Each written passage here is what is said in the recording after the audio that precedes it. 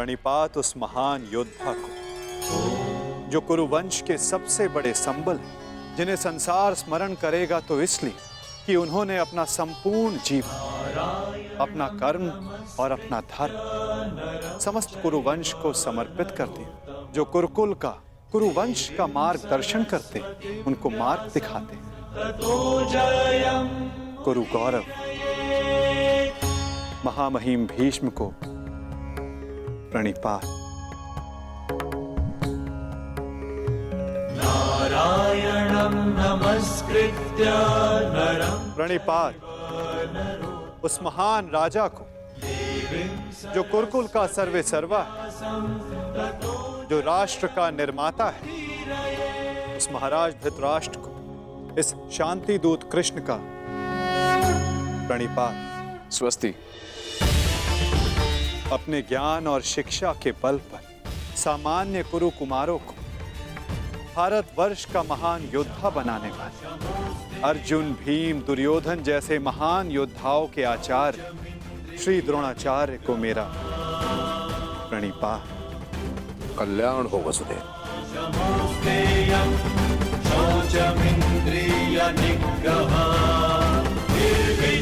प्रणिपात उस महान हस्ती को जो अपने लक्ष्य संधान में प्रवीण है, जिन्होंने अपनी बहन के पुत्रों के लिए अपना राज्य त्याग किया, जो अपनी तीव्र बुद्धि और नीति से कुरु कुमारों का मार्गदर्शन करते हैं, उस गांधार नरेश को प्रणिपात।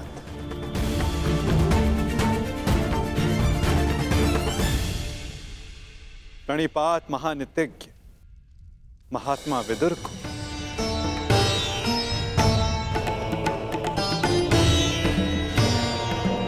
प्रणिपात उन समस्त जनों को जो सभा में उपस्थित हैं, जो शांति के समर्थक हैं। प्रणिपात का अर्थ है अपना शीश झुकाना। हम सब अपनी संतानों को उन सब के समक्ष शीश झुकाना सिखाते हैं जिन्होंने अपने जीवन में महान कार्य किए, परंतु मैं आप सबके समक्ष प्रणिपात इसलिए नहीं कर रहा कि आप सब ने महान कार्य किए।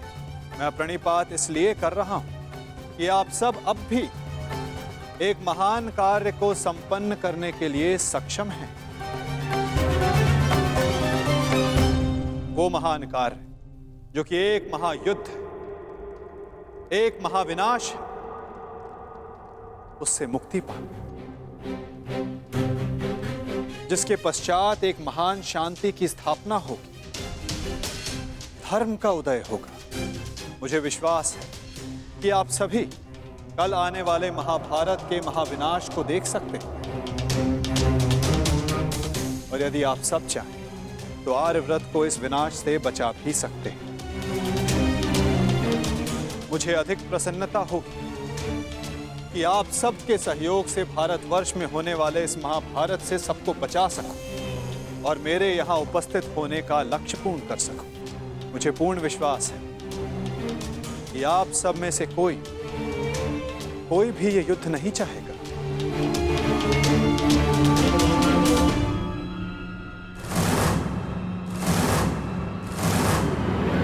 संसार का सबसे बड़ा कष्ट होता है परिवार में आया क्लेश। परिवार का अर्थ है ऐसा समूह जो साथ रहे, जो एक दूसरे के साथ जिए, एक दूसरे का संबल बने। यदि एक वृक्ष दूसरे वृक्ष की शाखाएं काटने लगे तो वृक्ष का अस्तित्व समाप्त हो जाता है। महाराज धृतराष्ट्र, जब परिवार साथ रहता है तभी उन्नति होती है। मेरी मंत्रणा यह है कि एक वंशज के अहंकार के लिए समूचे वंश को दांव पर लगाना उचित नहीं, क्योंकि यदि वंशज का अहंकार जीत भी गया तो वंश अपना अस्तित्व हार जाएगा। इसलिए मैं वासुदेव कृष्ण पांडवों की ओर से शांति दूत बनकर आया, शांति प्रस्ताव लाया।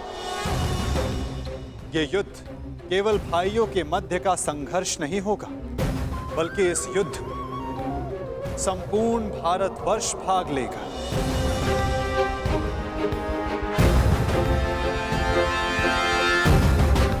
इसलिए विनाश भी सैकड़ों, सहस्त्रों और लाखों नहीं, करोड़ों में होगा। और इसीलिए मैं ये अंतिम प्रयास करने आया, ये प्रस्ताव लाया कि आप सभी इस महाभारत को, इस महायुद्ध को रोकने के लिए मेरी सहायता करें।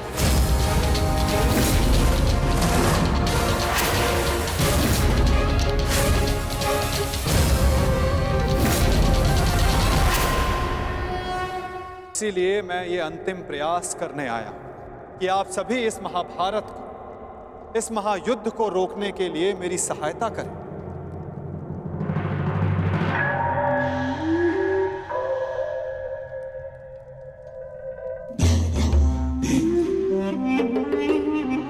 साधु साधु वासुदेव, आप तो सचमुच धन्य है।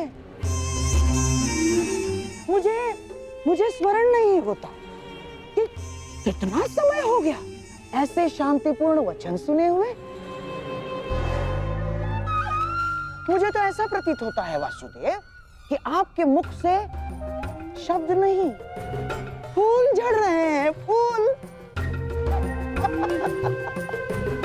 मैं अभिभूत हो गया वासुदेव। और सच कहूं वासुदेव, मैं भी आपसे सहमत हूं।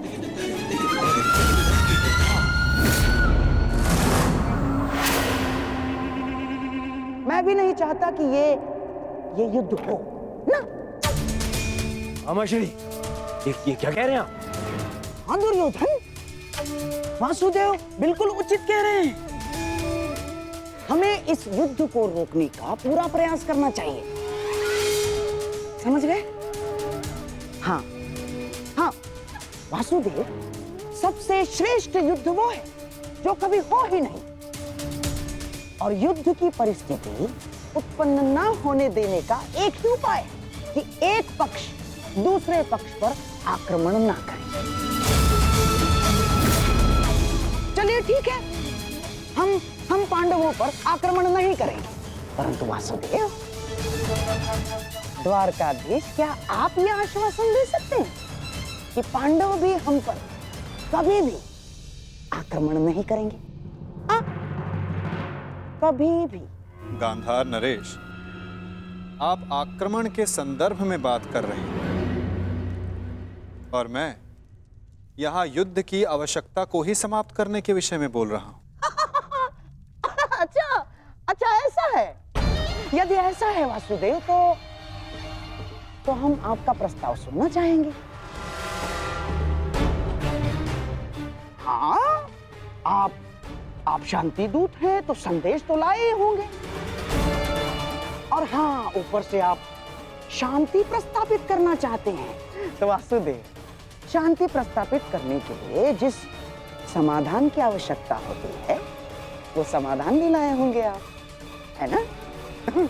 बताइए, क्या है इसका समाधान?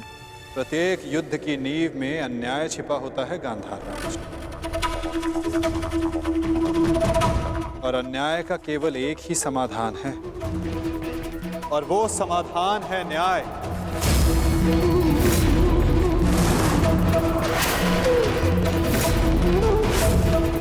वो न्याय जिस पर केवल पांडवों का अधिकार है, उनसे किए गए वचनों को ना निभाने का न्याय, उनसे किए गए वचनों को ना पूर्ण करने का न्याय। इस भरी सभा में जो अधर्म हुआ, जो अन्याय हुआ, उसके प्रति न्याय। महाराज धृतराष्ट्र, मैं यहां पांडवों की ओर से उनके साथ जो अन्याय हुआ, उसका न्याय मांगने आया। कैसा अन्याय वासुदेव? वो अन्याय जो एक धर्म सभा में एक अधर्म द्यूत माध्यम से हुआ था। वो अन्याय जो कुरुकुल के ज्येष्ठ जनों के समक्ष कुलवधू पांचाली के साथ हुआ।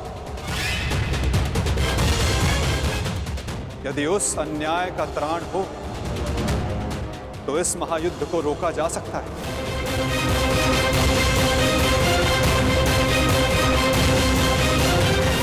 कुरुकुल श्रेष्ठ महाराज धृतराष्ट्र, महामहिम भीष्म, मैं पांडवों की ओर से उस अन्याय के लिए न्याय मांगने आया हूं।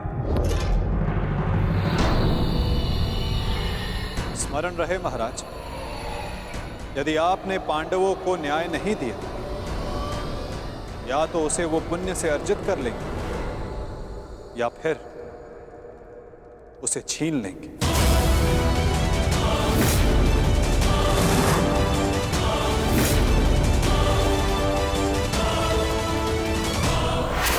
अब निर्णय आपका है। वासुदेव, आप यहाँ शांति प्रस्ताव लेकर आए हैं या हमें धमकाने आए हैं? वो उस द्यूत में जो कुछ भी हुआ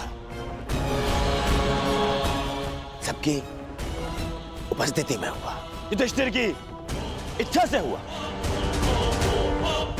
अरे वो हार गया, अपना राज्य हार गया, वो उसका प्रारब्ध था। छलबद्ध अन्याय को प्रारब्ध नहीं कहा जा सकता युवराज। जिस प्रकार मंदिर में किया गया पाप पुण्य नहीं बन जाता, उसी प्रकार धर्मवीरों की उपस्थिति में सभा में किया गया धर्म नहीं बन जाता। धर्म कौन सा धर्म? कोई धर्म नहीं हुआ। नारी नारायणी होती है युवराज, और भरी सभा में एक नारी का, एक कुल वधू का वस्त्र हरण अधर्म नहीं?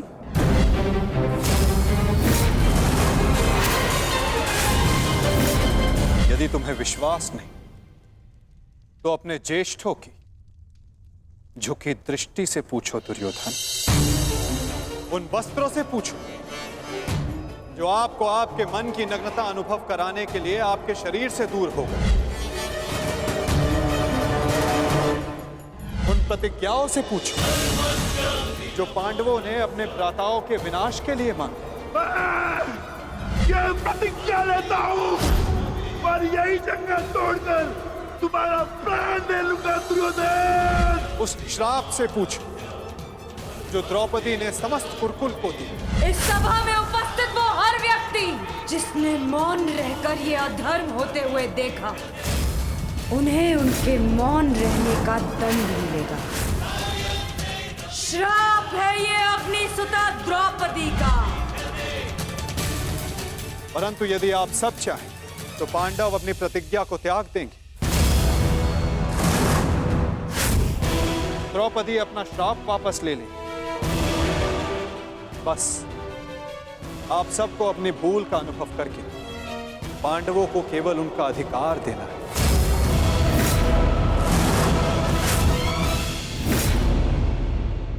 सबको अपनी भूल का अनुभव करके पांडवों को केवल उनका अधिकार देना है। ये कैसा न्याय है वासुदेव? संधि और शांति वार्ता में बराबर की बात होती है। एक ओर से बंधन और शर्तें नहीं लादी जाती। न्याय की मांग ना बंधन है ना शर्त है महाराज, केवल एक निवेदन है। यदि ऐसा है तो मेरा निर्णय यह है कि दुर्योधन मौन रहो। निर्णय लेना महाराज के हाथ में है, तुम्हारे नहीं। तुम शांत रहो। राजा होने के नाते मेरा कर्तव्य है कि मैं सबकी बातें सुनूं ताछरी, अपने मंत्रणाकारों का सम्मान करूं। दुर्योधन युवराज है, हस्तिनापुर का भवी महाराज है, इसलिए इस संदर्भ में मैं अपने पुत्र और हस्तिनापुर के युवराज दुर्योधन को अपना निर्णय प्रस्तुत करने की अनुमति देता हूं।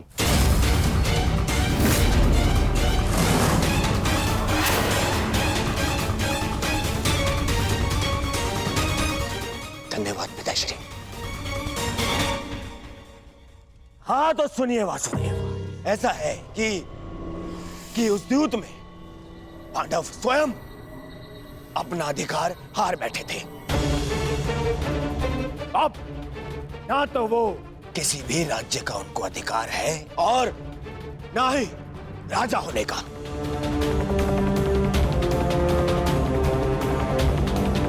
इसीलिए मैं दुर्योधन ये घोषणा करता हूं कि हस्तिनापुर आपका ये शांति प्रस्ताव ठुकराता है।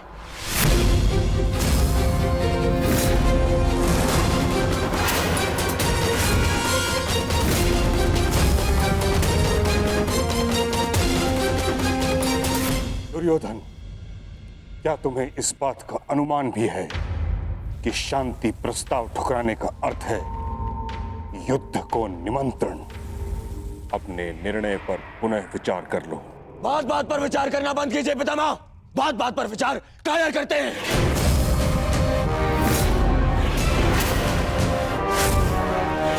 योद्धा का जन्म ही युद्ध के लिए होता है और मैं इस युद्ध के लिए प्रस्तुत हूं।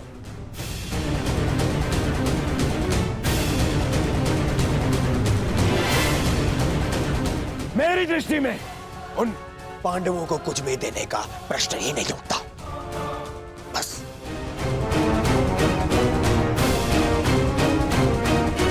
मैंने ये सभा समझौते के लिए रखवाई थी, न कि अपने ही अधिकार के त्याग के लिए।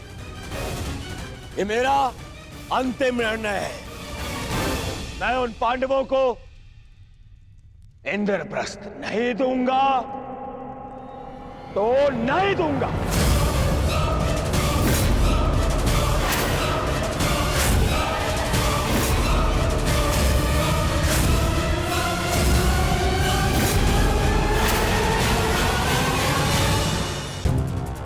उसकी सेना भी रख लो, अस्त्र शस्त्र रख लो, लाखों गाय अश्व, उसकी प्रजा भी रख लो, कोटि कोटि धन संपत्ति, जो कुछ भी पांडवों ने अपने परिश्रम से अर्जित किया था वो सब रख लो दुर्योधन।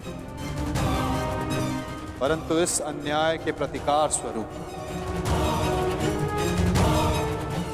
केवल एक कार्य कर दो। प्रतीक के रूप पांचों पांडवों को 5 गांव दे दो।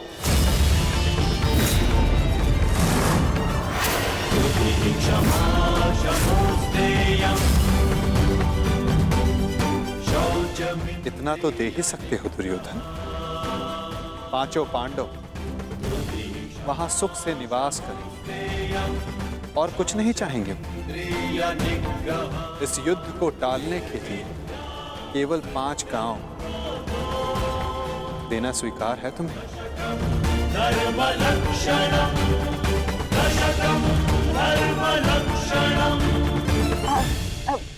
वासुदेव वासुदेव वासुदेव, यदि दुर्योधन 5 गांव दे देता है तो क्या आप वचन देंगे कि पांडव इंद्रप्रस्थ की चाह में आक्रमण की चेष्टा नहीं करेंगे? हाँ गांधार नरेश, मैं वचन देता हूं कि इस स्थिति में पांडवों की ओर से कोई आक्रमण नहीं होगा। वो हर परिस्थिति में संतुष्ट रहेंगे।